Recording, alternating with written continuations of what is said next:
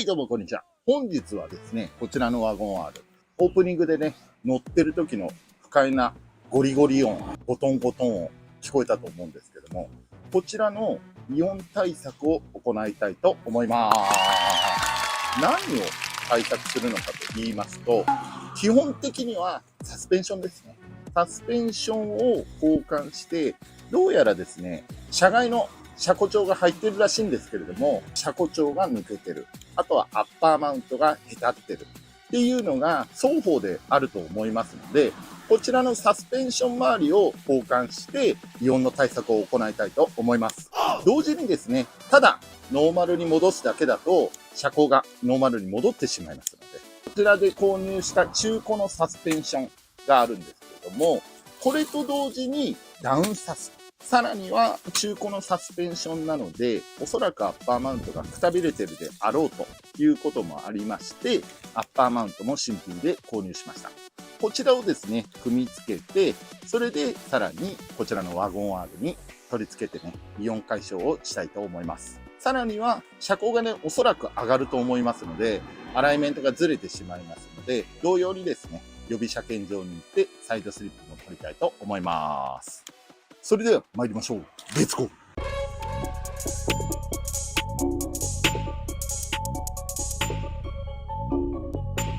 さあ、それではですね、早速、ジャッキアップで、まずはフロントから取っかかりたいと思います。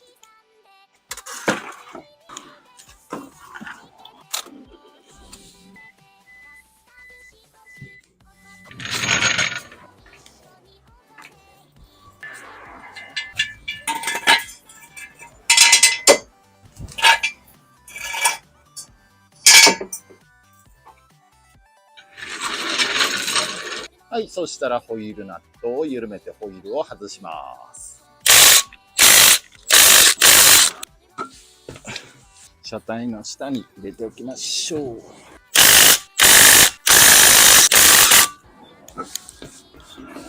さあ、今サスペンションを外したんですけれども、素晴らしいです。まずここがロアシートごと動いちゃうのと、この上がこんだけ隙間があって、バネ遊びまくるというような状態になってますね。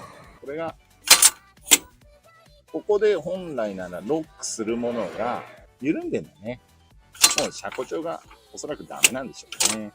これを交換したいと思います。下の方は ABS のボルトはついてて、ブレーキホースのボルトは固定されてない感じです。おそらく何かの車両のやつを流用してつけたんじゃないかなと思います。反対側も同様にバネが遊んでて、一応ブリッツの車庫帳なんだね。これもやっぱロアシートの土台ごとが動いちゃう車庫帳。まあこれだったら確かにガチャガチャガチャガチャ音鳴っちゃうよね。しかもですね、これバネカットされてんだね。バネをカットしてバネの全長短くしてんだね。いずれにしてもよろしくはない車庫帳なので、これはこれで一旦外して、それでね、適正な車庫に戻したいと思います。あとは気になったのは、これです。ドライブシャフトが切れてます。あと、ここだね。これもポロンポロンに取れてしまってるので、これはこの前、下回りをちょこっと確認した時に発見できたので、ドライブシャフトの交換もね、今後していきたいと思います。今回はサスペンションをね、まずは交換しましょう。運転席側はまずはここのサブコンピューターを外しましょう。コンピューターを外すのは10ミリです。はい、取れました。そしたら、こ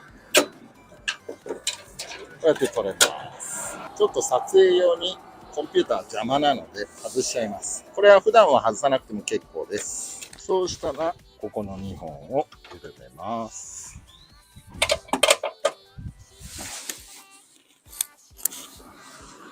まだここの2本は外さなくて結構です。緩めるだけで大丈夫です。そうしたら今度はここの2本を外します。さらにここの 10mm の ABS のね、センサーがついてるステーを外します。そうしましたら、サスペンションの下回りもフリーになったんで、まずはここのボルト2本を外します。外したら、ボトッと外して、下側のサスペンションを支えながら、ここのナット2つを外しちゃいましょう。よいしょ。よいしょ。無事に外せました。そうしたら、これから組み付けるサスペンションのアッパーマウントを交換したいと思います。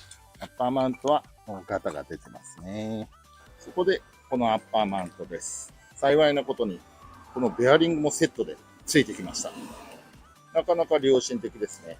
アッパーマウントももちろんガタは一切ありません。これを組み付けてからワゴン R につけていきたいと思います。シモさんから借りたスプリングコンプレッサーです。やっぱね、スプリングコンプレッサーはちゃんとしっかりしたやつがいいです。安物買いのやつはね、ほんと銭失いになっちゃうんで、しっかりしたコンプレッサーを使いましょう。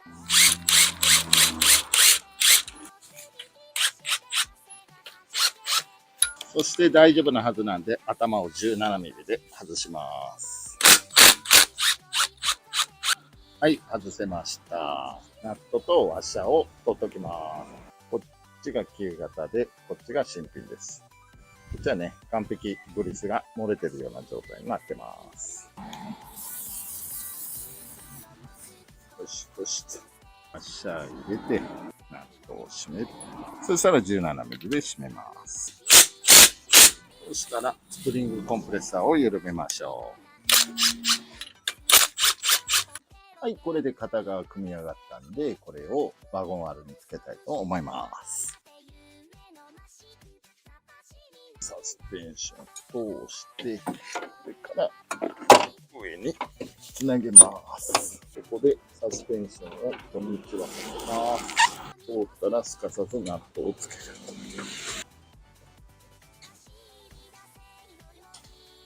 つけたら仮締めのまんまで結構です。今度は下側をつけましょう。締め忘れはしないように気をつけてください。まずはアブソーバーとナックルをつけます。通ったらボルトを通す。下側も2本通します。そしたらまたナットを仮締めして、そして ABS のセンサーをつけます。それでもともとここのブレーキコースのボルトはなかったので、何か代用できるものをね、探してきて、ここを固定したいと思います。ちょうど良さげな 12mm のボルトがあったので、これを代用します。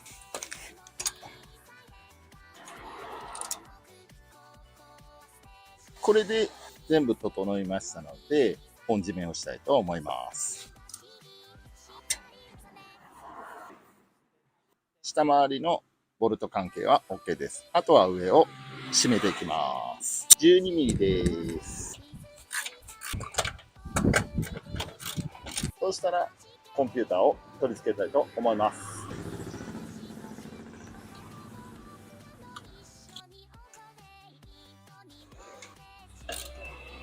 はい、じゃあこれで片側終わったので、もう片方ね、やってみたいと思います。それまでね、スキップしたいと思います。さあ、これでフロントのサスペンション、アッパーマウント新品に交換してね、ダウンサス付きのノーマルのサスペンションに交換しました。これでね、ジャッキを下ろして、フロントだけですけども、どのぐらい車高が上がったのか見てみたいと思います。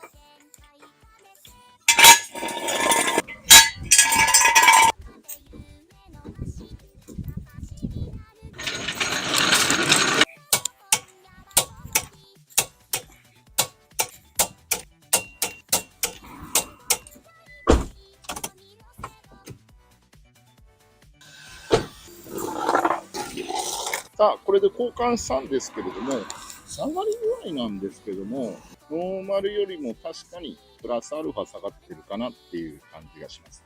極端にはもちろん下がってないんですけれども、正直、前後の下がり具合、今一番いいような気がするんですよね。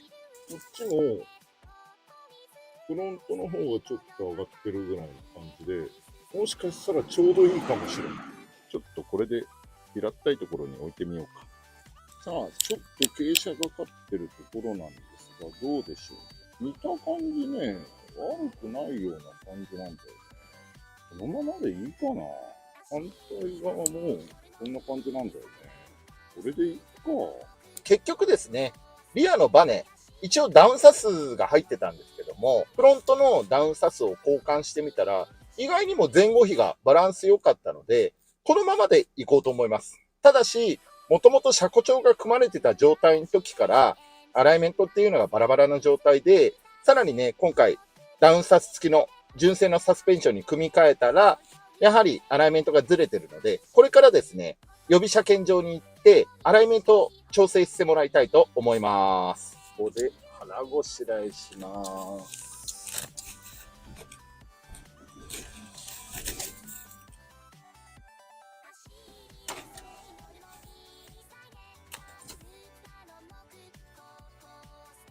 まだまだね、調整するところ、直すところいっぱいあるんですけども、この DI ね、調子いいです。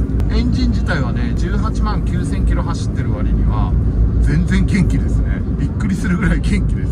現状ですね、今これ、まっすぐの道なんですけども、ハンドルがですね、ちょっとずれてます。それと同時に、コーナーのところなんかでね、ハンドルを切ったりとかすると、若干取られる感じがありますので、間違いなしにサイドスリップずれてると思いますので、これをね調整したいと思います。すいません、サイドスリップなんですけど。はい、そうです。はい、で、すみません、ちょっとね、右切ってもらって、はい、ちょっと前出してもらいます。はい、はい、OK です。でハンドルまっすぐにしておいてもらって、パーキングにサイドさん。はい、ちょっとハンドルセンターずれてるんですよね。ちょっとね、気持ちこれぐらい左に。左ですか？はい、ずれてます。はい。はーい。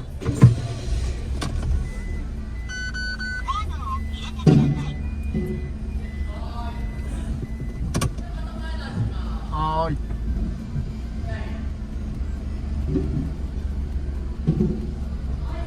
はーい。前出して、はい、受付でお支払いだけ。はい、ありがとうございます。やはりサイドスリップはですね、機械で調整したいっていうのがマーブラック的には思いますので、サイドスリップだけは毎回ここのね予備車検場さんにお世話になっております。おかげでですね、このワゴン R もすごくまっすぐ走るようになりました。最高でございます。ごとごとのイオンなんかも全部見事に消えましたので、まあアッパーマウントっていうのと、先ほどね映像で見て分かる通り車庫帳のバネの遊びっていうのが主な原因だったと思いますんで、まあ、これをね純正のサスペンションにしてアッパーマウントも新品にしたっていうのが一番の改善策だったのかなと思いますのでね、また一つこの車も元気いい状態になってきました。これで燃料系統の修理と同様に足回りのイオンなんかもねまた一つ改善されましたので、徐々にレストアが進んでまいります。何よりまだねちゃんと自走して走れるっていうのは全然マシな車両なんですけれども、ノーマルの乗り心地とかっていうのを維持しながら適切なね乗り味または加速感とかそういうのなんかを維持していきたいと思いますので、今後もねこちらのワゴン R 直していきたいと思いますよ。今回こちらの足回りのゴトゴト音によるアブソーバー効果なんですけれども、これからもっともっとこの白のワゴン R 改善していきたいと思いますので、今後もねご視聴いただければと思います。ということで最後までご視聴いただき誠にありがとうございました。この動画が良かったなと思ったらグッドボタンとかチャンネル登録とかしていただければと思います。ということでまたお会いしましょう。さよなら。はい、どうもこんにちは、マーブラックです。本日もこちらのタダでもらった白のワゴン R MH21S なんですけれども、前回はねサスペンション周りのイオンがありまして、そちらの改善をするためにアッパーマウントの交換とフロントのサスペンションの交換をしてアライメントを調整したんですけれども、今回はその時に発見されたドライブシャフトのグリス漏れということで、ドライブシャフトの交換をしたいと思います。徐々に回復しつつあるタダでもらった白のワゴン R なんですけれども、今回もドライブシャフトを交換してね、体感とかが変わるわけではないんですけれども、安全に走れる状況をね作っていきたいと思います。それでは参りましょう。レッツゴー。マーブラックノリオ TV 驚きを届けるちゃんたちの情熱どこまでもビッション。それではドライブシャフトの交換をするんですけども、流れとしましてはジャッキアップをして片側傾かせます。これはドライブシャフトを抜いた時に ATF のフルードが出てこないための対策となります。ただしそれでもね、漏れてくる時もありますが、対策ということで漏れないように片方ずつ斜めにして、それでやっていきたいと思います。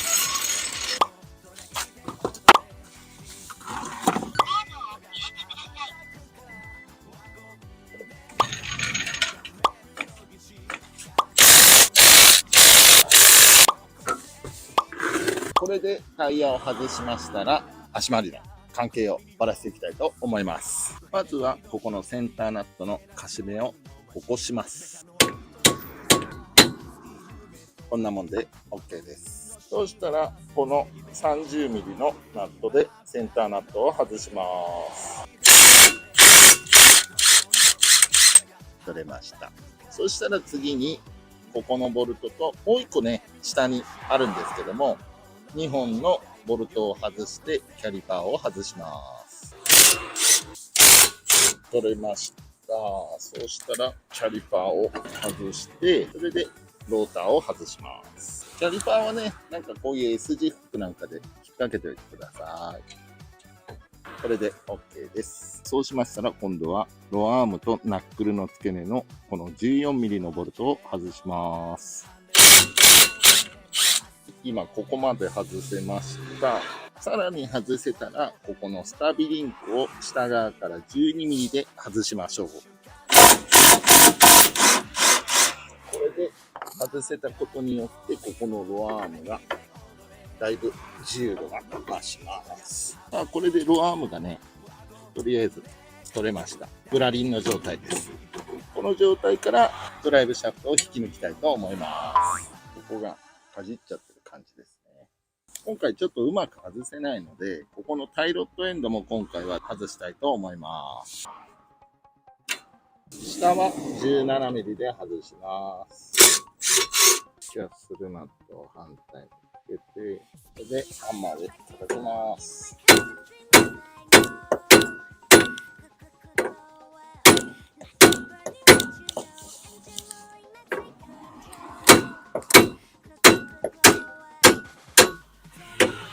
なんとか外れました。そうしたらここを外したいんですけど、ここがね、なんか固着しちゃってんだよね。なので、どうしようかね。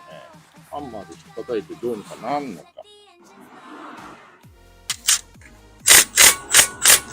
これで引っ叩いてみます。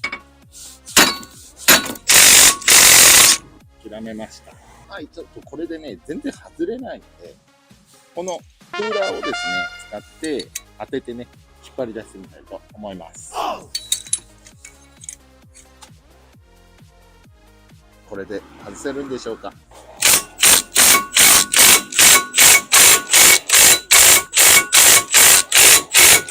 然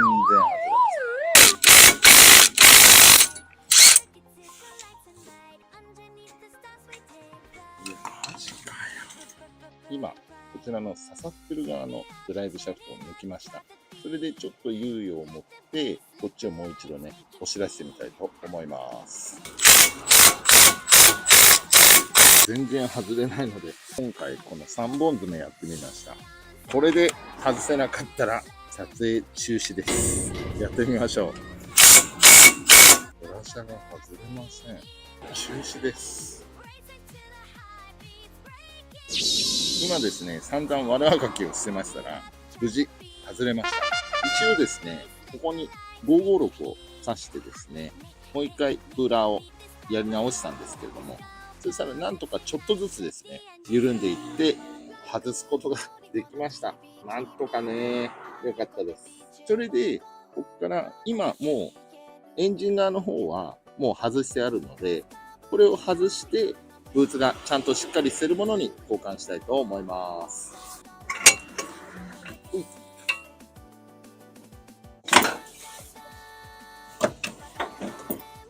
今ですね、外したドライブシャフトになります。こっちの車体側の方のブーツはまあまあ漏れてるとかもないんですけども、まずここのですね、通常だったらこんな感じでついてるウェイトですね。それがもうちぎれてしまってると。こんな状況になってます。それと同様にアウター側のブーツが1箇所ね、もうこのような感じでパックリと切れてしまってたんで、こちらの中古のドライブシャフトに交換します。ドライブシャフトを刺す場所はわかると思うんですけども、この延長線上にあるここの部分ですね。ここにドライブシャフトを刺します。それから手前側のここのナックルの部分にシャフトを刺すという感じでドライブシャフトがはまるような感じになってます。それではやってみましょう。はまりました。念のため、この時ね、車体側の方もちゃんと刺さってるか見てみましょう。刺さってるようには感じるんですけど、見切れないんで、後でね、殺してみた時にフルードが漏れるかどうかチェックしてみたいと思います。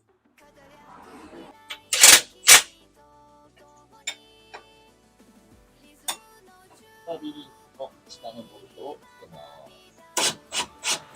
最後にローターとキャリパーをつけます。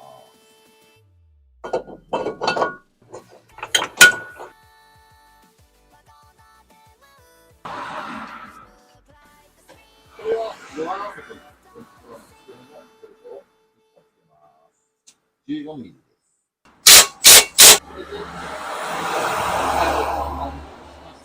ホイールを履かせて、ジャッキダウンして、それでフルードが漏れないかを確認してみましょう。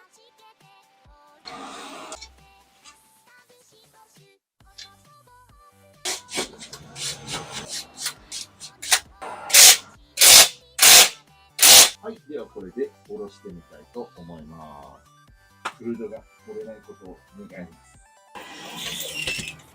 どうでしょう。おそらく大丈夫だと思います。スロープが前後反対でした。このままいっちゃいます。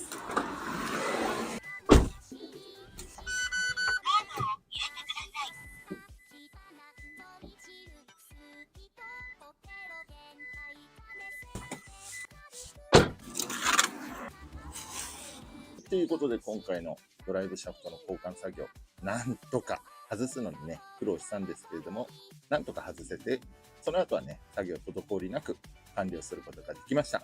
もう片側のドライブシャフトに関しましては、特にブーツの破れとかもなく問題ないので、今回は片側だけの交換となりました。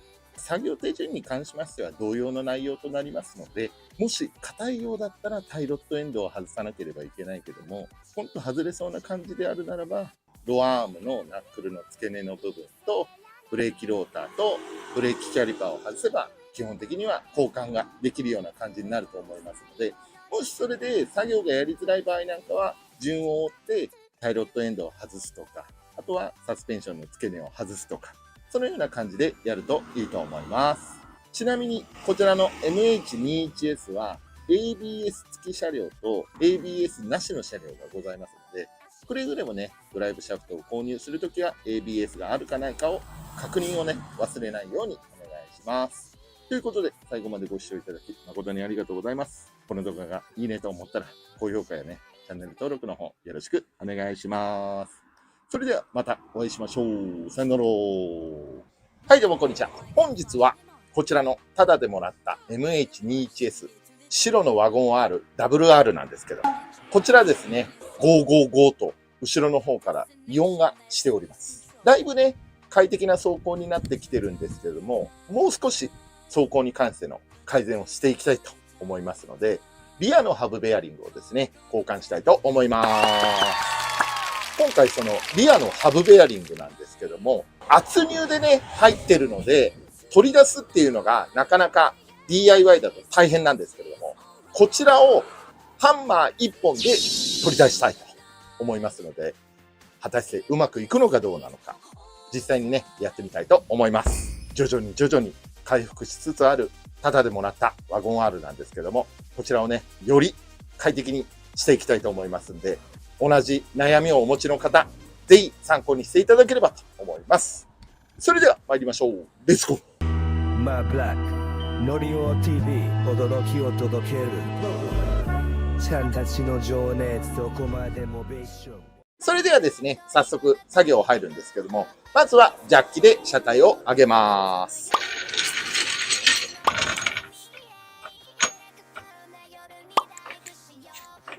よし。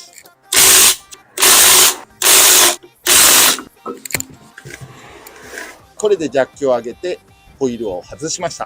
ここからですね、実際に作業に取り掛かっていくんですけども、こちらのハブベアリング入っているところに関しましては、このセンターキャップの中に入っております。そして、それを交換する際は、こちらのハブのカバーを外さなければなりませんので、センターキャップを外していただいて、その後にセンターナットが出てきます。センターナットを外して、パーキングブレーキを解除すると、このカバーがスポッと取れるようになります。そうすると、ハブカバーの方にハブベアリングが圧入されておりますので、それをですね、ハンマー1本で叩いて出してみたいと思います。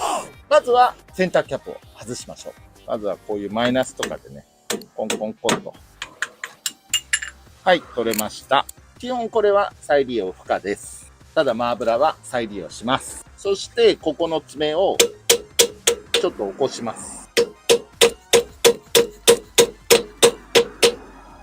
はい、起きました。そうしたらこちらの 30mm のソケットを使って、ここのセンターナットを外したいと思います。これは正直、ラチェットとか人力では基本的に外せません。人力でやる場合は、スピナーハンドルとかを使って、ジャッキとかの長い棒をね、かまして外すとか、そういうような感じになります。今回マーブラはインパクトがあるので、インパクトでやりたいと思います。では外しましょう。はい、外れました。なかなか硬く締まっております。そうしたら今度はパーキングブレーキを緩めます。簡単に外れるといいな。あ、外せました。簡単に外せました。そうすると、これがベアリングです。これが回転するときにガタとか油膜切れを起こしてイオンが出てしまっているというような状態になります。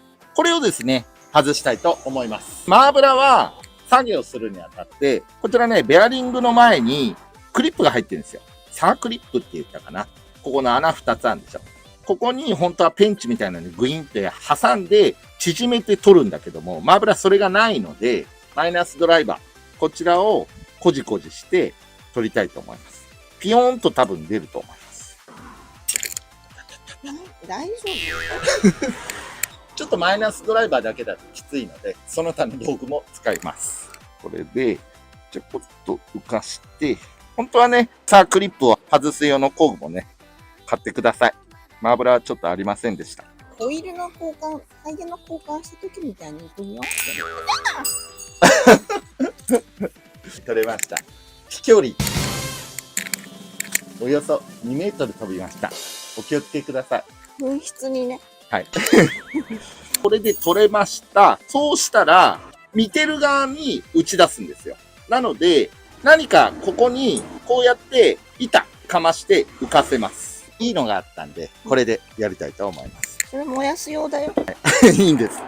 今日は火つけてくんないの？今日はつけません。なんで？なんとなく風が強いから。手が冷たいよ。もういい撮影。はい、これ置いて、これも間に置きます。このベアリングが下に行くようになってね。それで、これね、30mm のソケットを使うとちょっと大きいんですよ。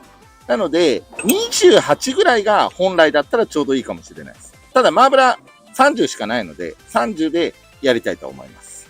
いきます。冒頭に？はい。もう一回行きます言って。いきます。冒頭に？はい。もういいですか？ちゃんとね、センターのベアリングに合わせて。いや、事件が起きるよ、それ。はい、いきます。出てるのかな。いきます。ちょっと反対見てみましょう。あ、出てる。5ミリぐらい出てます。出ます。出ますってな。効果ありです。いきます。ベアリングのセンターが外れました。ほら。反対側ね、ほら。これもう使わないんで、土台自体もしっかり出てきてますんで、これで何度か繰り返します。いきます。毎回ね、これセンター合わせてください。その毛が。もうちょっとだね。だいぶ抜けてんね。もうちょっと、ほんともうちょっとだね。もうそれ本体叩いてんの危ないよ。大丈夫。ほら、だいぶ出たでしょ。もうちょっとです。どうやって叩こうかな。木かなんかをそこに当てはめてギュッてやって。木だと弱いんだよ。衝撃吸収しちゃう。ここに筒、大きな筒でドンってだからないんだ。はみ出して。だからないんだ。探すんだっつって。ないんだったら探すのがあんたの役目でしょうがね。細いトンカチ持ってきて。細いトンカチでダブルハンマーで叩きゃいいじない。細いと。ゃん。なんでないの？ないからなピ。ッケルでなんかないの？ないんです。ない以外の言葉を言ったことない。インパクト用の硬いやつですか？うん、それ前言ってた。やってた。やってたね。やってた。はい。思い出してくれてよかった。じゃあ最初から言えよ。だから言ったじゃん、なんかやってるよ。なんかやってじゃん、わからん。思い出してやればいいんじゃん。名前知らないもん。教えてくれないから。これ19ミリだ。これで引っ張たきゃよかったな。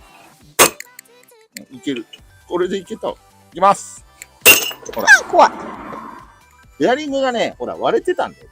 今回で割れたのか知らんけど。今回で割れたんだよ。かなわからないけど。でも、音が出てたんですよ。ゴリゴリゴリゴリ。なので、なんとも言い難いな。今叩いて割れたんだよ。かな、うん、まあそういうことにしておきましょう。そういうことじゃなくてそういうことだよ。はい。じゃあそういうことにしておきましょう。それで、これでベアリング外れました。見るも無残なベアリングさんたちです。でももうだいぶグリスもね、赤くなっちゃってて、油膜切れ起こしかけてたよね。そうしたら、今度は、ここに入れるんですよ。これぐちゅぐちゅになってるけど、これはこれグリスです。ベアリングのね。すぐ綺麗に取れるんだ。これは拭えます。これ今拭います。これでざっくりね、拭ってもらって、その後にパーツクリーナーでね。これで OK です。これでいきまーす。最初は軽くね。そこから徐々に。21ぐらいだったらいいのかな、ちょうど。わからん。ちょっと持ってきます。21持ってきました。くれぐれもここのベアリングのところに当たらないでやってください。シルバーの外縁とインナーの中縁のところに当てて入れるとか。入ってってね。いきます。入ってる？うん、入ってるよ。ギュッときたよ。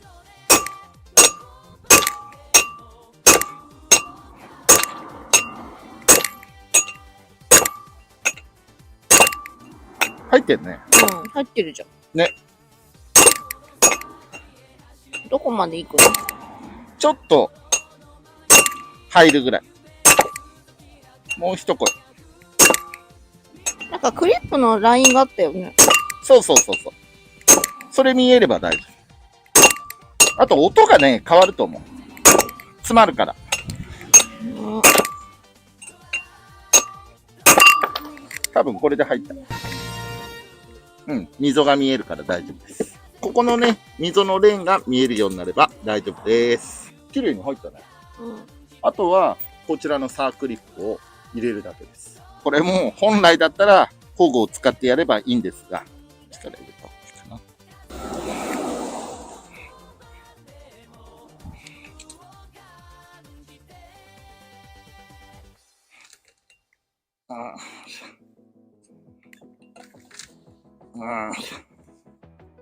もうね、何？もう入れ込むものが。あ、簡単だな。はい、入りました。ほら、簡単じゃない？自分でできるんだったらさ。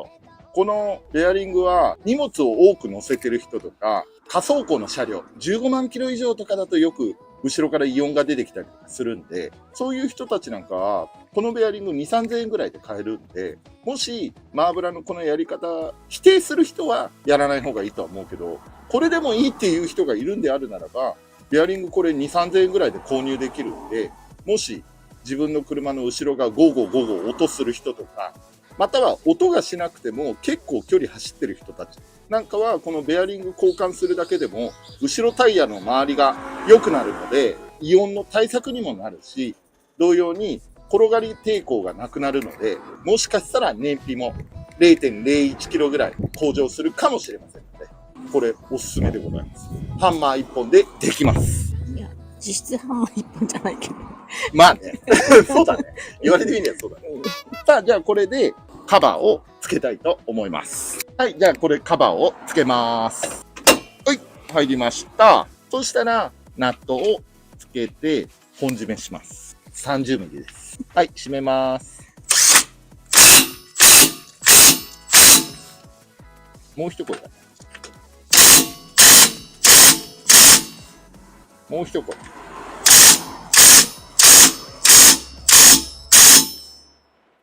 この切りかきがあったところにね、戻せるようにしましょう。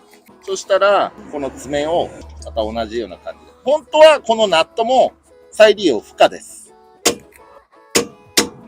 OK です。本当はこれマイナスじゃなくてね、潰れてはいるんで大丈夫です。ナットが外れなければいいね。そういうことです。そしたら、ホイールをつけて、カバーはキャップはキャップね。さすがです。はい、キャップもこれ再利用はしないでください。気になる方なんかは、新品をね、購入してください。叩くだけ。はい。潰れちゃうんじゃない？これで、コンコンコンコン。ね、こうやって外せる。ね、何がねなんだろう。安定に落っこっちゃう。そうそうそう。これでいきます。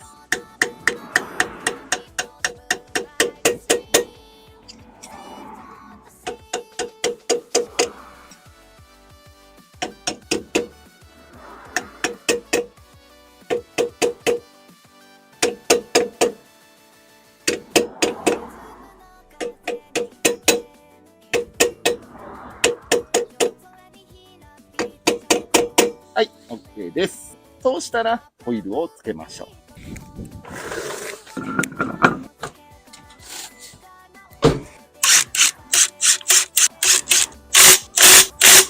トルクレンチ。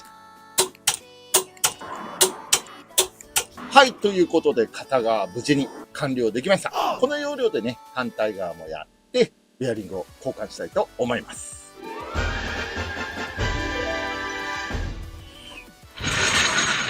はい、ということで無事になんとか終了することができました。一応ね、見た目の方は正直変わりません。ただ、先ほども言った通り、荷物を多く乗せる人、あとは15万キロ以上走ってる人、10万キロ以上でもいいと思います。イオンが出てたりとか、予防策のためにとかいうので、今回のマーブラのハンマーで打ち出すやり方が気に食わないって人はやらない方がいいと思います。どこか工場なんかでやっていただければいいかなと思います。ハンマーでああやって打ち抜くっていうこともできなくはないので、もしね、DIY でやる人なんかは、まあ自己責任の範疇ですけれども、それでああやってハンマーで引っ叩けば十分出ますので、それでね、気軽に交換っていうのもできますので、音が出てる人とか、距離を走ってる人とか、ぜひね、やってみてはいかがかなと思います。ということで、最後までご視聴いただき誠にありがとうございました。この動画がね、いいと思ったら、グッドボタン押していただいて、よかったらチャンネル登録もよろしくお願いします。他の動画も見ていただけると幸いです。ということで、またお会いしましょう。さよなら。はい、どうもこんにちは。本日もこちらの肌でもらった白のワゴン R、ますます元気になっている最中なんですけれども、今回はですね、エンジンがすこぶる元気なのにもかかわらず、エンジンオイルが真っ黒です。それと同様に、エンジンがですね、元気になってきたら、やはりトルク感が増してきたので、オートマチックの変速ショック、ちょっと感じられるようになってきたなと感じたんですね。それで、こちらの車、約19万キロ走ってます。19万キロ走ってるんですけれども、幸いなことにオートマも変に壊れているとかではなくて、ちょっとショックが大きくなってきてるということもありまして、まあ壊れる前にということで、ATF のストレーナー洗浄と ATF の交換、そして同時にですね、エンジンオイルの交換を行いたいと思います。今回ね、こちらのワゴン R の血液とも言っても過言ではない ATF のフルードとエンジンオイルの交換を同時にやっていきたいと思いますので、ちょっとね、油回りになってしまいますので、手が汚れてうまく撮影できるかわからないんですけども、なんとかね、可能な限りフルに見せていきたいと思いますので、ぜひ最後までご視聴いただければと思います。それでは参りましょう。レッツゴー。マーブラックノリオ TV 驚きを届けるちゃんたちの情熱どこまでもベーション。はい、それでは早速作業に入っていくんですけども、果たしてスムーズにいくんでしょうか。こうご期待でございます。それでは作業に参りたいと思います。今ですね、エンジンオイルを抜こうと思って下回りを抜いたんですけども、ご覧ください。エンジンオイルが滴ってるんですね。それでこのオイルフィルターのところのよくあるオイルシールね、劣化して漏れてるのかなと思ったら、どうやら違うんですね。それなので、その上、もうこれオイル漏れとかあるんですけども、オイルパンのエンジンオイルの漏れっていうのも怪しいなと思ってるんですけども、この車、カペットカバーの部分のガスケットも抜けててオイルが漏れてるんですね。なので、それが滴り落ちてきて、このような感じでオイルがついてるのか、それとも第3の部分からオイルが漏れてるのかわからないんですけども、これですね、今回はエンジンオイルはちょっと後回しにします。それで今後ね、カペットカバーのガスケット交換とエンジンオイルパンのガスケット交換、エンジンオイルパンはね、液体ガスケットになるんですけども、そちらをですね、動画2本立てでやろうかなと思います。それで洗浄してみて、果たしてオイル漏れがなくなるのかどうなのか、ちょっと何とも言い難いんですけども、とりあえずですね、カペットカバーとオイルパンのガスケットを付け直して、それで様子を見てね、オイル漏れがないかっていうのを今後見ていきたいと思います。ちょっと想像以上にオイル漏れがひどい状態ですね。びっくりしました。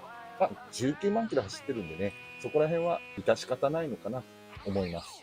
逆言っちゃえばね、これが漏れてるっていうことは、直しちゃえば心機一転になりますので、しばらくは中途半端な走行距離の車両を買うよりかは、しっかりと直された車両をね、乗った方が安全だと思いますので、しっかりこれを直していければと思います。ということで今回はね、ATF のストレーナー洗浄だけやりたいと思います。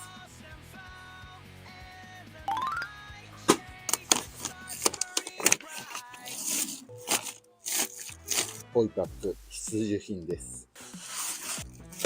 さあ、そうしましたらですね、こちらの ATF ルードのオイルパンなんですけども、10mm のボルトがね、果てしなくついております。これをすべて外すとですね、液体ガスケットでオイルパンがひっついている状態なので、すぐにガバッと外れることはないんですけれども、じわりじわりとフルードが漏れてくることもありますので、気をつけながらね、念のためにこちらのホイップパックを準備しておきました。これでね、10mm のボルトをひたすら外していきたいと思います。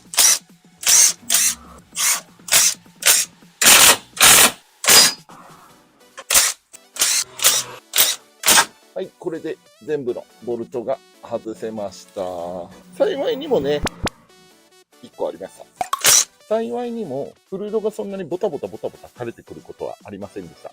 こっからですね、ちょっとスクレーパーみたいなのを入れ込んでって、それでオイルパンをバカッとやりたいと思います。この時ね、この中にフルードたっぷり入ってますので、ドバッとね、なってしまいますので、十分お気をつけて外してください。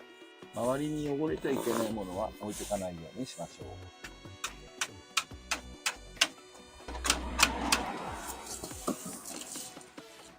こんな感じでね、慣れていきます。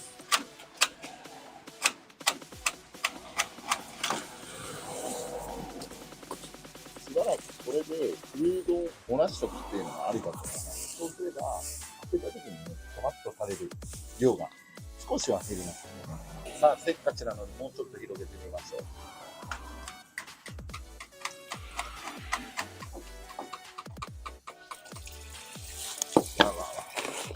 さあ、これでやってみましょう。そうとね、反対側をもうちょっと剥がしましょう。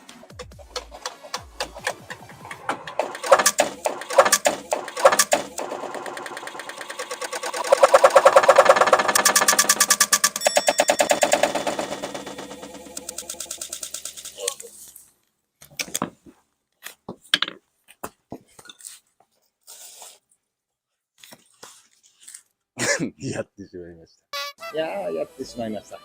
お約束でございます。これでなんとか外せたので、オイルパンをね、外して、ストレーナーも外していきたいと思います。まだね、若干入ってるんで、気をつけながら取りましょう。はい、外れました。そうしましたら、今度は、ここが ATF のフルードのストレーナーとなっております。なかなかね、動画だと映す機会が少ないかと思われますが、オイルパンを外すとね、ATF の部分はこのような感じになってます。それでここのね、10mm のボルトを数々外していくんですけども、オイルパンの部分のボルトは皆同じ長さなんですけれども、ストレーナーのね、ボルトはところどころ長さが違いますので、そこをね、順番をそれなりに覚えておくといいと思います。外したボルトをね、形付けて置いておくといいかもしれないですね。ちなみにこれが上から刺さってるレベルゲージとなっております。もうすでに見る感じで汚れてます。鉄粉だらけです。それでは外していきましょう。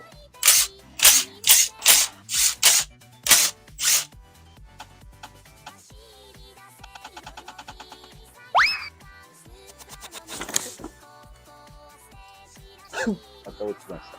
特にね、貼り付いているものではないので、このような感じで、ボルト外すと、ポコッと落ちてきます。それではね、フルードの汚れ具合と、ストレーナーの汚れ具合を見てみましょう。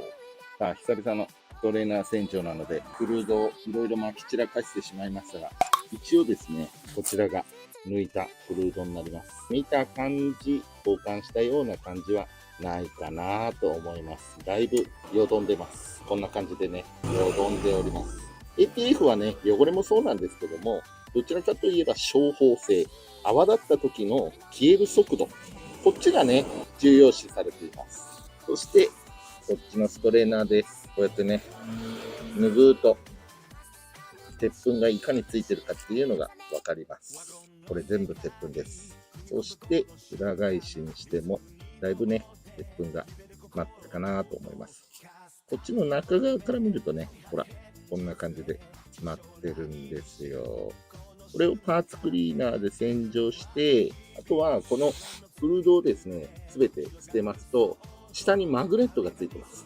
このマグネットに鉄粉がもっそりとついてるんで、それもね、一緒にきれいにしていきたいと思います。ジャバジャバ。そうすると出てくるのが、このドーナツ型のマグネットなんですけども、元々の綺麗な状態はこの状態です。これがですね、こんだけ鉄粉だらけで丸みを帯びてしまいます。これもね、外して綺麗にしたいと思います。これです。ご覧ください。これはカメラ映えしますよ。ほら。こんなです。さすが19万キロ。伊達じゃないです。これをね、どんどん綺麗に拭っていきたいと思います。はい、これでマグネットの方は綺麗になりました。これの次にオイルパンを洗浄したいと思います。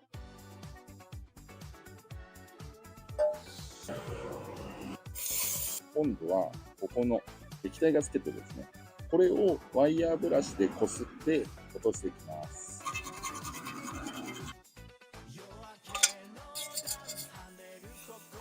はい、これでね、ガスケット部分なんかもきれいに剥がせて、とりあえず乾燥させたいと思います。さあ、今度はこのストレーナー洗浄です。これもね、ひたすらパーツクリーナーできれいにしていきます。こんだけの色に切り替わります。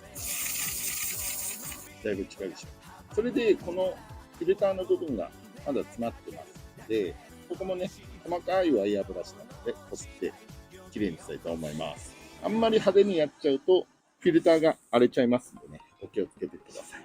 軽く、さっさっさと、それでパーツクリーナーをやって、少しずつ取っていきます。そうすると、この中の方にね、若干ゴミがありますので、これを出してフィニッシュにします。これでストレーナーの方も綺麗になりました。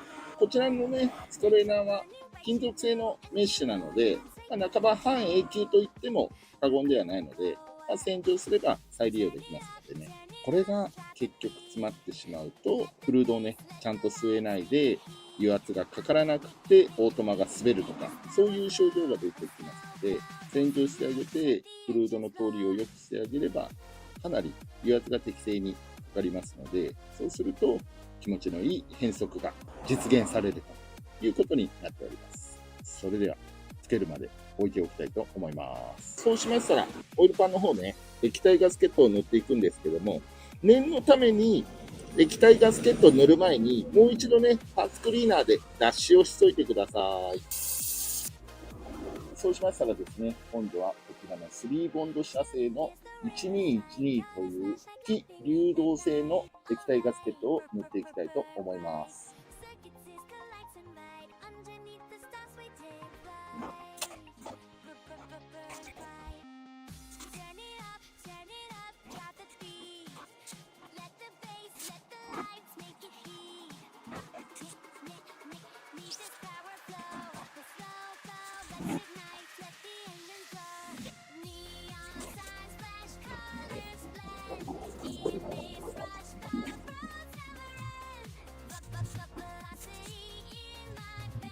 これでなんとかできました。これでですね、5分、10分ぐらいちょっと置いて、それからオイルパンの方にこうつけたいと思うんですけれども、次にですね、車体側の方に液体ガスケットがついてないかどうかを確認して、ついてるようであれば取り除きたいと思います。こちらですね、やはり端っこの方とかでね、液体ガスケットがついてますので、これなんかをスクレーパーなんかで取っていきたいと思います。これだけ綺麗になります。これをね、こっち側とか全体的にやりたいと思います。エンジン側のガスケットも綺麗に取り除きました。ガッテカにね、綺麗にしました。それと同時に、ここのオイルパンの中の部分もね、オイルパンをいくら綺麗にしたと言っても、オイルパンのね、ここの中にもフルードが残ってたりとか、こうやって滴ってきたりとかしてしまいますので、一応ね、ここのボディなんかもパーツクリーナーで鉄粉をすべて除去しました。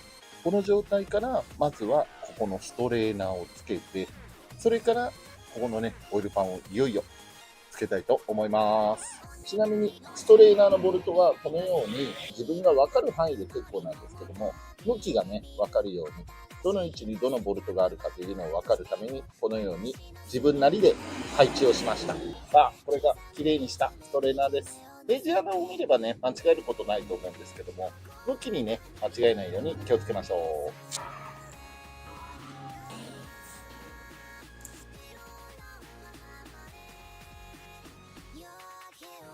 対角線上に締めていきましょう。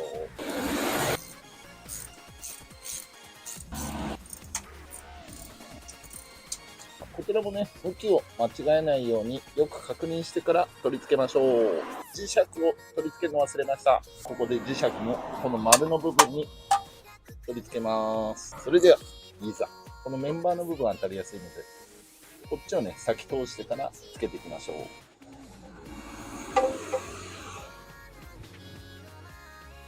ロッキングすかさずボルトをね、仮止めします。ここの部分に関しては、このサブフレームもつきますので、これもね、向きがありますので、向きをよく確認してから取り付けます。四方でね、今、仮止めしました。残りね、またできるだけ対角線上に残りのボルトも全部仮止めしていきます。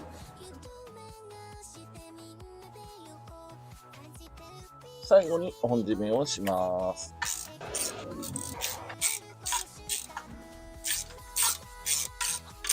はい、これでね、取り付け完了しました。一応ですね、マーブラの場合は液体ガスケット、ちょっと大盛りにはみ出るぐらいにしてます。大丈夫だとは思うんですけど、念には念をっていうことで、ある程度ね、多めにしてはみ出ていいので、何よりも漏れがね、ないように重視したいっていうので、液体ガスケットを多めに塗りました。それであとは、液体ガスケットとかちょっと飛んじゃったりとかあるんで、そこら辺なんかをちょっと綺麗にして、しばし乾燥を待ちたいと思います。おかげでね、オイルパンも綺麗になりました。問題はこっちだよね。エンジンオイルね。次回やっていきましょう。そしたら残りは、ここのアームをね、14mm で付け直して、車体を下ろしていきたいと思います。さあ、これでジャッキダウンをしましたので、これからですね、ATF フルードを補充したいと思います。今、だいぶ抜けてはいるので、最初ね、1.5 リッターから入れてみたいと思います。フルードを入れるところは、これをズームしていくと、ここに赤いものがありますので、これがですね、AT フルードのレベルゲージとなります。これを、ロックをどけて、それで引くと。そうすると抜けます。そしてレベルゲージを抜いて、一回抜くんですけども、ATF のゲージはコールドとホットで違います。ATF のゲージはコールドとホットで違って、測定するときはエンジンをかけながらの状態になります。ここが加減の範囲になってまして、コールドの状態での加減と上限になってまして、ホットの場合は、ここの切れ込みからここの切れ込みまでの間がホットの切れ込みとなります。それではフルードを補充しましょう。油はこのアストロプロダクツで買った錠合をですね、使います。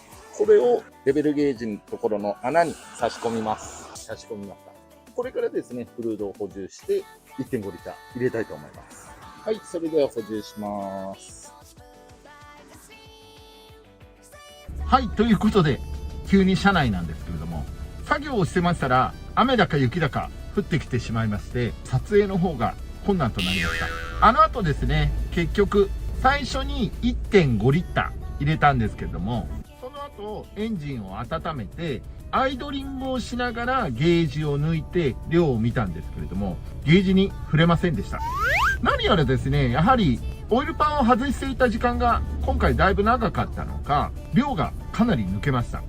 その後ですね、結局1リッターずつ足してって、合計 3.5 リッター入りました。なので、かなりの量が抜けて、新しい ATF が注入できたんじゃないかなと思います。オイルパンの方もね、もちろんエンジンを暖気してから見た感じ、漏れもございませんので、まあ大丈夫でしょう。これでね、19万キロ走った白のワゴン R の WRDI もオートマの方ね、ご機嫌になってくれんじゃないかなと思います。最初交換したての時は、症状としては変速がやや滑らかになるかな程度です。気づかぬうちに100キロぐらい走ってると、なんか変速ショックが和らいだ感じがするな、みたいな感じになりますので、しばらくフルードをですね、循環させて馴染ませてからの方が症状は変わってくんじゃないのかなと思います。こちらのね、ワゴン R そもそも変速が変だったりとかそういうのは特にないので、予防策っていう意味合いも含めて同様にですね、エンジンが調子良くなってからパワーがね、しっかりと出るようになったので、それから油圧がかかるようになったのか、オートマの方の変速がややショックがあるかなと思ったので、この度交換しました。悪いことしてるわけじゃないので、きっと改善の方向にね、繋がってくれると思います。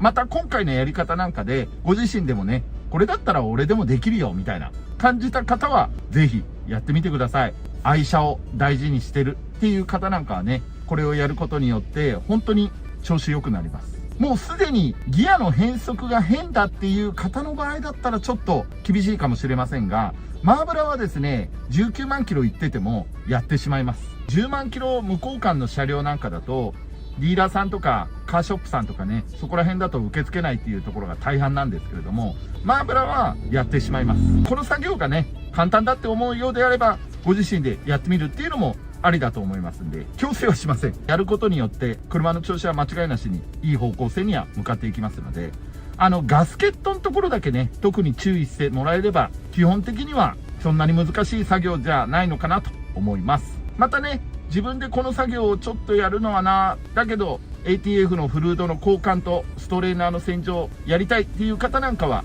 マーブラックにね、行っていただければ、作業することも受け付けておりますので、気軽にね、お問い合わせいただければと思います。ということで、最後までご視聴いただき誠にありがとうございます。この動画が良かったらね、高評価と他の動画が気になる方はチャンネル登録をね、していただければと思います。ということで、またお会いしましょう。さよなら。はい、どうもこんにちは。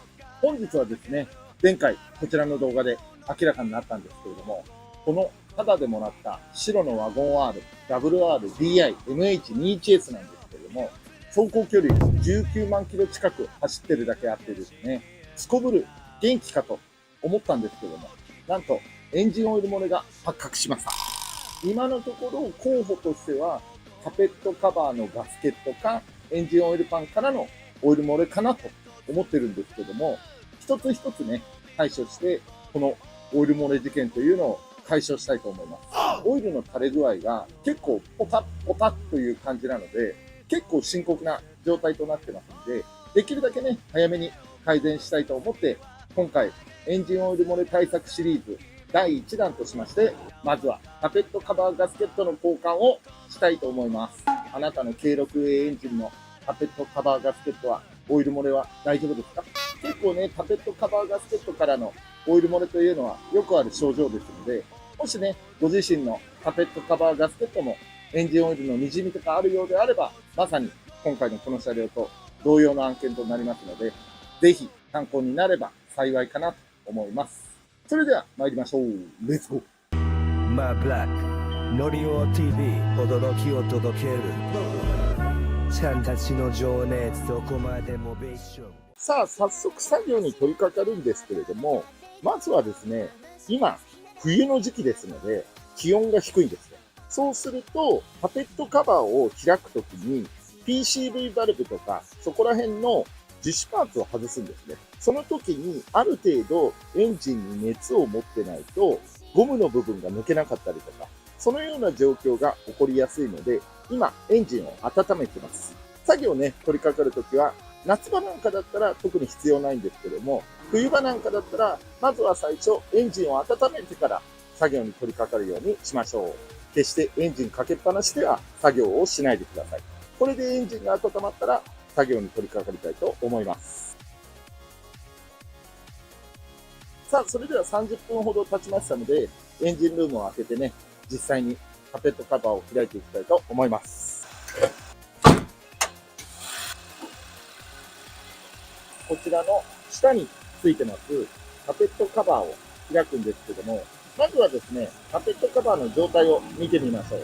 今現状としましては、このようにエンジンオイルがもう滲み出てるような状態になってます。今ね、まだ暖気してるんですけども、やはり様々なところがですね、ここのバルブのところはしょうがないんですけども、何よりこのパペットカバーがついている部分のエンジンオイル漏れがですね、激しい状態となってます。作業手順としましては、エアクリーナーを外して、そうすると、ここら辺の部分も全部ごっそり外れます。そして、一応、インタークーラーは外さなくて大丈夫なんですけども、もし、作業をするときに抵抗がある人なんかは外した方がいいかもしれません。ただ、外さなくても作業は十分できます。そして、エアクリーナーを外したら、この下についてます、イグニッションコイルとかプラグが刺さっているところのカバーをですね、外します。それから PCV バルブ等のホース関係のホースを外していただいて、そこから実際にパペットカバーのボルトを外していきます。そうすると、いざご開帳ということで、パペットカバーが外れる状態になりますので、そこら辺をですね、一気にやっていきたいと思います。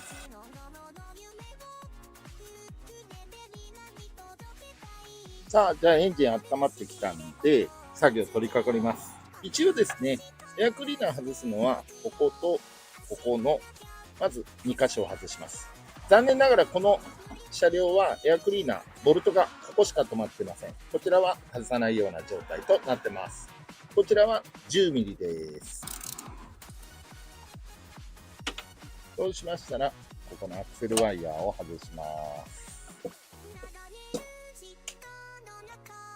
そうすると次は、ここのエアクリーナーのパイピングなんですけども、これの下側をマーブラは外します。スタッピードライバー使うといいと思います。プラスです。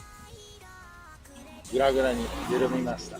緩んだら、このエアクリーナーをですね、軽く上に上げます。こっちから上げます。そうすると、ブローバイのホースが入ってるのと、ここの奥に棒があって、スポット、ステイみたいので固定されている部分がありますので、そこを引き抜くような感じで抜きたいと思います。ワイヤー持ち上げて、上に上げて引きます。この時に、ここにオイルレベルゲージがありますので、取っておく、または上を避けてね、干渉しないように引き抜きましょう。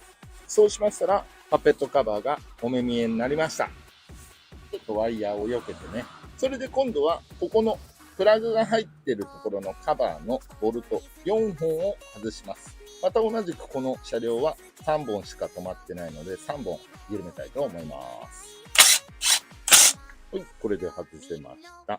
そしたら今度はここのイグニッションコイルに刺さっているカプラー3点を外します。ここはね、爪をしっかり押して引き抜く。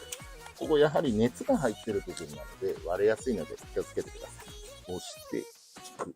押して引く。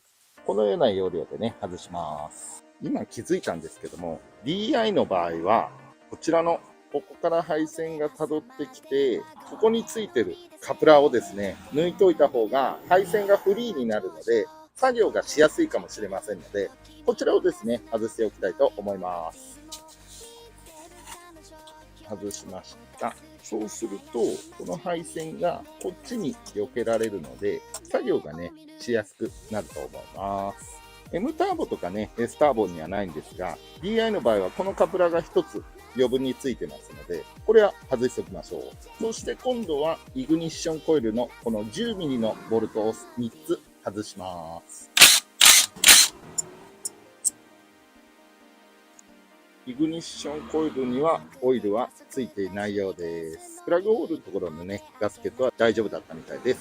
さあ、こうやってね、エアクリーナーどけて今見てるんですけれども、やはりグローバイでね、垂れたオイルっていうのもあると思うんですけども、全体的にオイル漏れがね、出てるので、今回これをね、エンジンオイル漏れ対策の一つとして交換をしたいと思います。次は、ここの1箇所、2箇所、3箇所、4箇所、5箇所、6箇所。これをですね、外したいと思います。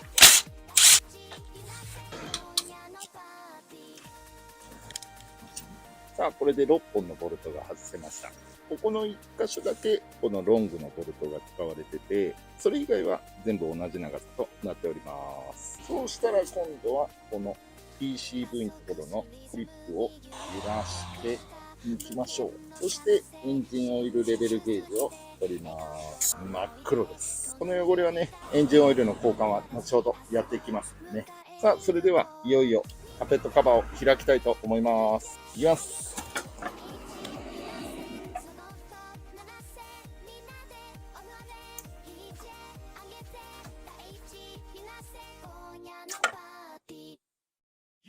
はい。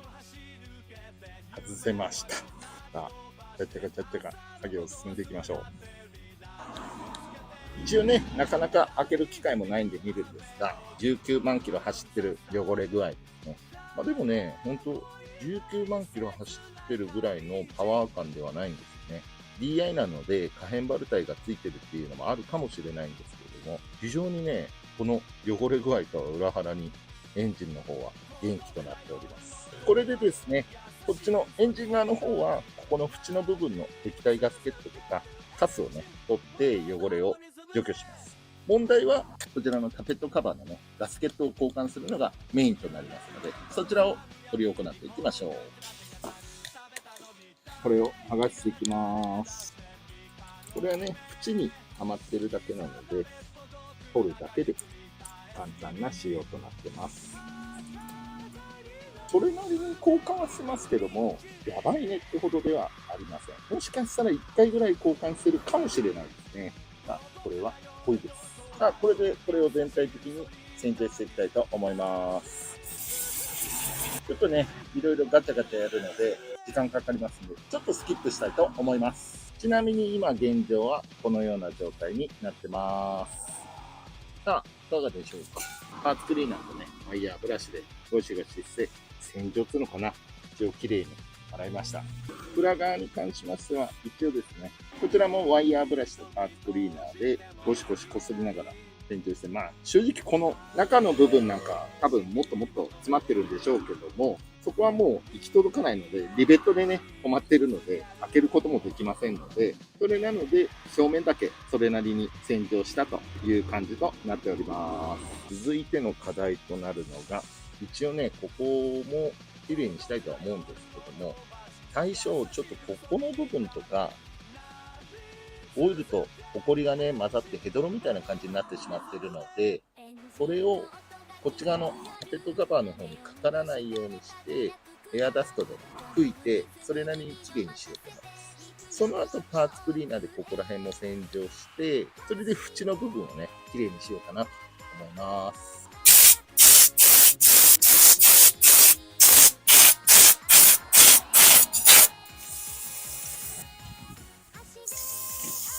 さあ、いろいろですね、もじょもじょやりまして、一応、インテークマニホールのところは、ここ見えないんでね、普段は。やらなくてもいいっちゃいいんですけども、やっぱ開けるとですね、目についちゃうんで、どうしてもやっちゃうんですよね。それでここのね、部分なんかもだいぶ綺麗になりました。それでタペットガスケットがひっつくところもね、ワイヤーブラシでこすりながら洗浄しました。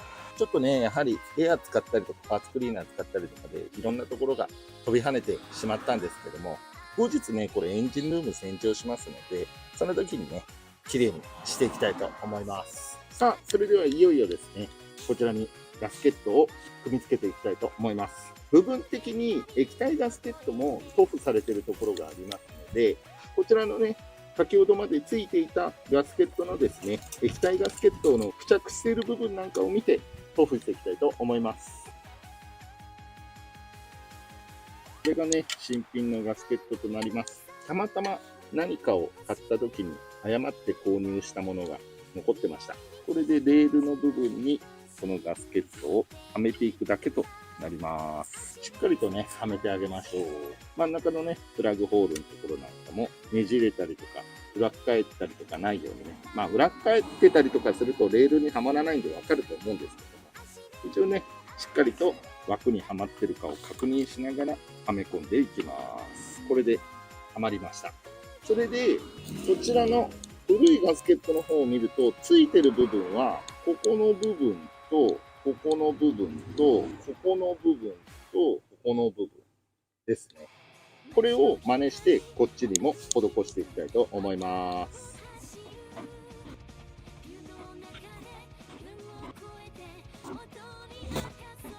はい、できました。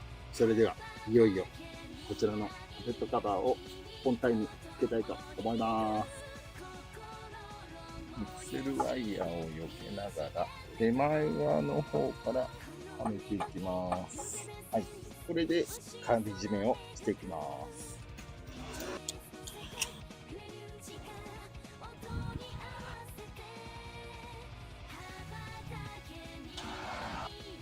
本締めします。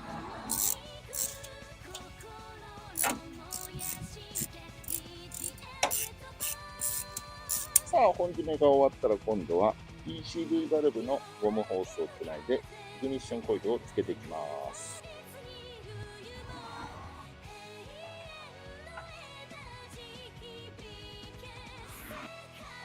今度はここのイグニッションコイルのカプラーと水温センサーのカプラーを挿していきます。そしてイグニッションコイルのカバーも取り付けます。残念ながらボルトが3本しかないんですけれども、予備ネジであるかなと思ったんですがなかったので、とりあえず3本でも十分固定できるので、3本で止めたいと思います。できました。それではエアクリーナーをつけていきます。エアクリーナーもボルトが1本欠品してたんですけれども、予備のボルトがね、ありましたので、ちゃんと2本で固定したいと思います。組むときはね、ここの奥の部分にこの輪の部分をはめるような感じで刺していきます。ザクッと入ります。そうしたら、ここのブローバイのところを出して、ここのタービンのところも外しましょう。タービンのところもパイピングを戻します。そうしましたら、こことここのボルトを2本止めます。そして10ミリで本締めです。最後にここのアクセルワイヤーを。さあ、これでね、一通りカペットカバーのガスケットの交換が完了しました。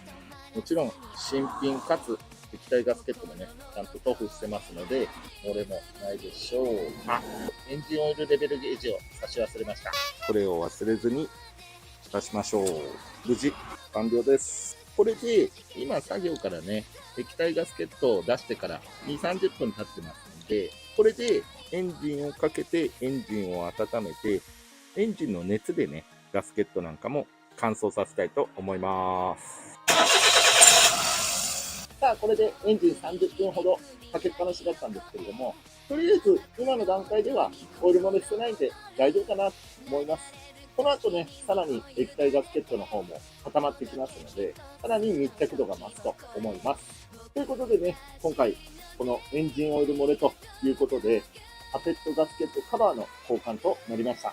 これ結構、ちょっと漏れてるぐらいだから大丈夫だと思いがちなんですけども、エンジンルームの美観がね、かなり損ねてしまったりとか、周りのホキ類なんかにもオイルによってね、ホコリが付着しやすくなって、ギトギトなエンジンルームとなってしまいますので、最悪ね、場合によっては火災の可能性なんかにも繋がってしまいますので、もしね、視聴者さんの車両でオイルが漏れている車両なんかありましたら、皆さんの大事にされている愛車なんかもね、しっかりと見ていただいて、カペットカバーのガスケット交換をお勧めします。作業内容はね、こんな感じで、流れさえ掴んでしまえば、さほど難しい内容ではございませんので、ぜひ挑戦してみてはいかがかなと思います。またね、ご自身でやるのがちょっと自信ないなという方は、マーブラックが作業を受けたまったりとかもしてますので、さらに他の動画で公開している作業内容なども受けたまっておりますので、ご検討いただければと思います。ということで、最後までご視聴いただき誠にありがとうございました。この動画がいいねと思ったら高評価をしていただいて、他の動画がね、気になるなという方は、ぜひチャンネル登録をよろしくお願いします。それではまたお会いしましょう。さよなら。はい、こんにちは。本日もこちらのタダモラ白のワゴン R MH21S なんですけども、前回のね、こちらの動画で ATF のストレーナー洗浄を行ったんですけれども、その時に発見されました原因不明のエンジンオイル漏れ。こちらがですね、確証はないんですけれども、おそらくここじゃないかというのがありましたので、そちらをですね、修理していきたいと思います。なんとかこれで油物関係の作業が完了すればいいんですけども、果たして終わるのかどうなのか、ぜひ最後までご視聴いただければと思います。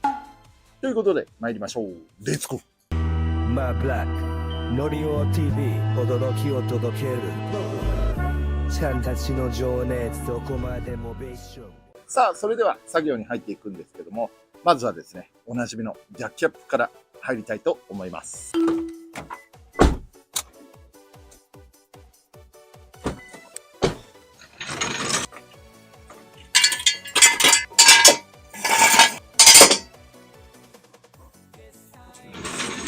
これでジャッキアップが終わりました。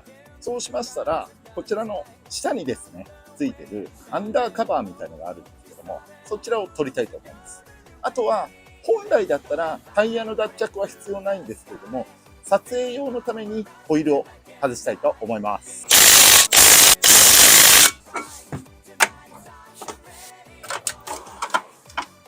さあ、今外したんですけれども、すごいですね。見事にホイールが状態です。そしてですね、私が今回怪しいと思ったのが、こちらのクランクプーリーの先にある、この中にあるクランクベアリングのシールじゃないかと思いまして、今回はですね、こちらのクランクベアリングシールの交換を行いたいと思います。全体的にも飛び散ってるので、ちょっとね、ここが確実とは言えないんですけれども、バラすと同時にその他諸々もね、点検してみて、部品はもうないんですけれども、全体的に確認してみて、果たしてどこが漏れてるのかというのを特定したいと思います。それではこのプリを外すためにですね、まずはこっちのエアコンのベルトやオルタネーターのベルトを外したいと思います。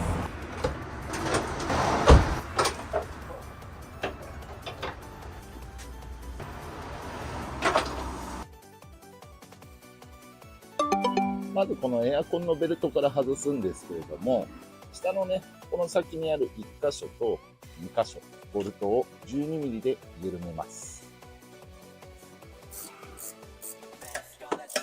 下側2本とここの1本緩めて、さらに土台を押さえてる1本を緩めて、エアコンプレッサーがこうやってグラグラの状態になります。これでベルトがたわむので、ベルトを外したいと思います。エアコンのベルトが外れました。次はオルタネーターのベルトを緩めたいと思います。オルタネーターのベルトを外すのに、ここの 14mm を緩めます。今度はここの 12mm を緩めます。今このボルトを緩めたんですけども、普通ここにテンションの調整するボルトありますよね。これがね、ないんですよ。どういうこと？ちょうど今 M さんのワゴン R がないので見比べられないんですけども、ここ調整できるよね。今、頓挫しちゃいます。ちょっとね、もがいてみたいと思います。はい、今ですね、なんとかもがいてたら、ベルト取れました、2本ね。どうやら、この方はですね、テンショナーがないタイプのものみたいで、なんかごちょごちょやって取れました。つけるときがね、ちょっと心配なんですが、そのようなものもあるようです。これからこちらのクランクプーリーのボルトをですね、17mm で抜いて、それでこのプーリーを外せて、そしていよいよクランクベアリングシールのお出ましです。こいつを外しちゃいましょう。そうしましたら、下回り潜ってもらって、この ATF のオイルパンのここの穴の部分に、よく中を見るとですね、リングギアが出てますんで、その中にこのマイナスドライバーを突っ込んで、クランクプーリーを動かないように固定します。相当硬いです。はい、ゆるりました。はい、取れました。これを引き抜きます。引き抜けるはず。はい、取れました。やはりここじゃないでしょうか。だいぶデロデロです。ここでやってもらいたい。これ以外は漏れてないでもらいたいです。そしてこれでね、マイナスドライバーでちょっとこじれば取れるはずです。取れました。はい、これで取れました。こんな感じとなっております。ここのね、シールを新品と交換したいと思います。その前にここら辺きれいにしよっかね。パーツクリーナーでね、ちょっと洗浄したいと思います。今ですね、クランクベアリングシールを抜きました。見事にオイルまみれなのと、どうなんでしょうね。まあ汚れてはいるけども、劣化具合はちょっと私には分かりません。新品と比較するとこんな感じになりました。裏側もこんな感じです。これをですね、今から逆の手順でつけていくんですけども、これをつけるのはそんなに大変ではないと思うんですけども、問題はね、ベルトの張りだと思いますので、まあそこね、頑張っていきたいと思います。あとは同様にですね、この周りがだいぶ汚かったんですけれども、パーツクリーナーとワイヤーブラシと毛のね、ブラシのタイプのやつで洗ってみました。だいぶね、すっきりとしたかなと思います。これで今回ね、ここからのオイル漏れだというのを信じてここを交換するんですけども、この周辺が一番汚れてたので、ここだとは思うんですけども、他がないことを願いたいです。とりあえず今回こんだけ綺麗にして、ここも新品にして組み付けますんで、またこれでね、漏れてたら前向きに考えてオイル漏れをね、対策していこうと思います。今回はクランクシールを入れて組み上げたいと思います。はい、新品入れます。新品だとこんなにガチガチなんだね。古いシールを使ってね、軽くコンコンと叩きましょう。さあ、これでクランクプーリーを入れます。クランクプーリーはここに切り欠きがありますので、この切り欠きを合わせて入れたいと思います。はい、入りました。この 17mm のボルトをまた刺します。トルクは980ニュートンということなので、私がホイールナットで使っているトルクレンチが1000ニュートンなので、それでね、代用して使いたいと思います。今ですね、トルクレンチで締めていたんですけれども、残念なことにバッテリー切れでカメラが止まっておりました。そしてここをトルクレンチで締めるにあたり、ですがね、トルクレンチ入る余地がないので、こちらの上のエンジンマウントのボルトを抜きました。それで下にね、ジャッキを挟んでゆっくり下ろしていきます。そうするとここの部分が下がってきて、この真ん前からですね、ボルトが見えるようになります。そこでトルクレンチをかけるんですけれども、また締める時もここが動いちゃうので、この穴のところにマイナスドライバーを刺して、それで動きを固定します。そこでここでトルクレンチでガッチンとやりまして、事なきを得たと。それの後にジャッキでエンジンをまた上げて、そしてここのエンジンマウントをまたボルトを刺して固定したという次第でございます。それでその間にカメラを充電する間にですね、こちらの内側が油まみれでギタギタだったので、これも中性洗剤で洗ってだいぶ汚れを落としました。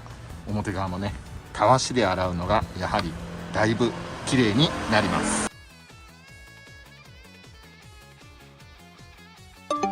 さあ、それでは今度ベルトを通すんですけれども、問題はね、ここのオルタネーターのテンションがね、かけられないので、どういう風にやるのかというのをですね、やりたいと思います。まずはベルトを引っ掛けます。オルタネーター側にね、引っ掛けます。そしたら今度はウォーターポンプの方に引っ掛けます。そうすると今たるんだ状態なので、ここのクランクプーリーのところにもすんなりとはまりました。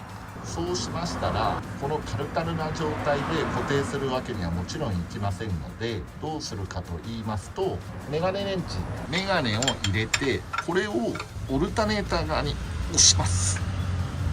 そうするとベルトがピンピンに張ってます。この状態でまずはオルタネーターを固定します。下は 14mm です。そして上を固定します。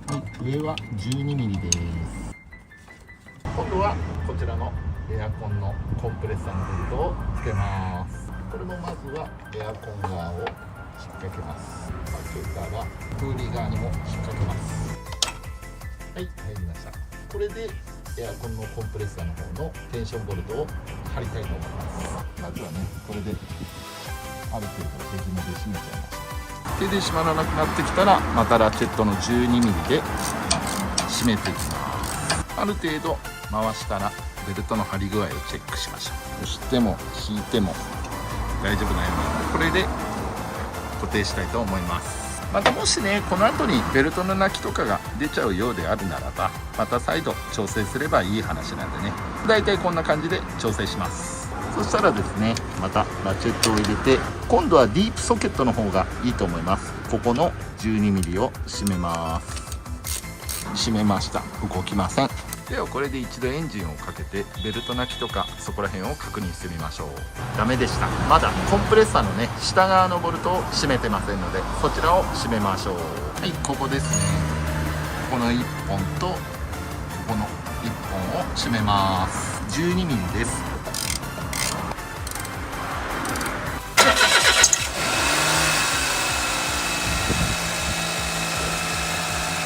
これで今エンジンをかけました。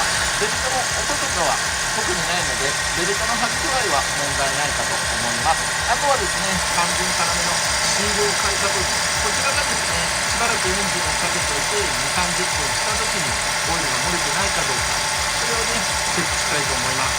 何もないことを願いたいです。おそらくね、大丈夫だと思います。それではその間にね、バンパーとかそこら辺を外してしまったので、バンパーをつけてホイールもつけて元に戻せるところは戻していきたいと思います。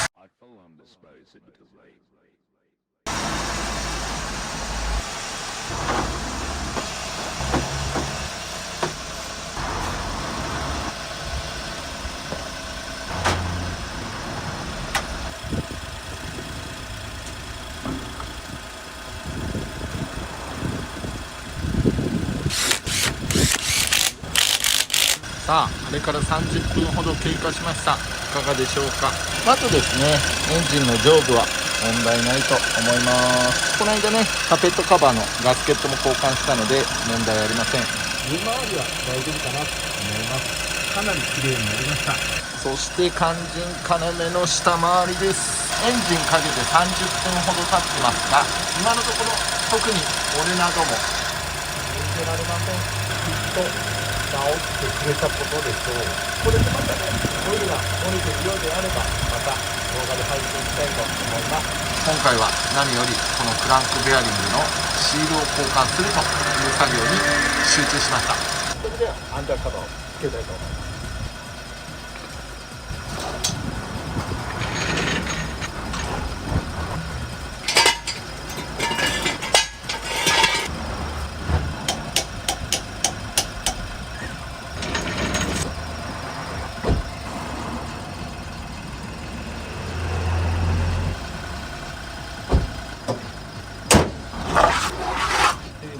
本日もなんとか無事に作業の方完了しました。一応ですね、本日やったので感じたのは、ボルタネーター、ターボ車だけなのかもしれないんですけれども、MA のなんか見ると、ちゃんとテンショナーのボルトがあるんですけれども、ターボに関してはどうやらテンショナーのボルトはないようです。